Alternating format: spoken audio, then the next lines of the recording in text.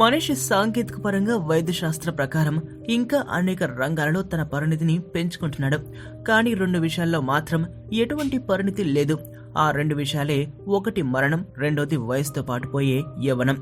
మరి దాని గురించి పక్కన పెడితే రెండో దానికి తాజాగా తొలి అడుగులు పడ్డాయి. ఇంతకీ అదేమిటో తెలుసుకుందాం. అమెరికాలోని సాల్క్ ఇన్స్టిట్యూట్ శాస్త్రవేత్తలు కాలంతో పాటు వయసును ఆపేస్తే అదేనండి వయసుతో పాటు యవ్వనం పోకుండా. ఈ పరిశోధనలో వీరు రివర్స్ ఏజింగ్ పద్ధతిలో బ్రేక్ త్రూ అనే టెక్నిక్ ను ఫాలో అయ్యారు. ఈ పరిశోధనలో వీరు ఎముకలపై జరిపారు.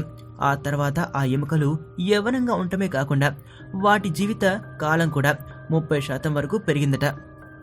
ఇది కానీ సక్సెస్ అయితే మీ యవ్వనాన్ని కొంతకాలం వరకు పెంచుకోవచ్చన్నమాట. అంతేకాకుండా ఇది బయటకు రావడానికి కొంత టైం పడుతుంది. అప్పటి వరకు వెయిట్ చేయాల్సిందే.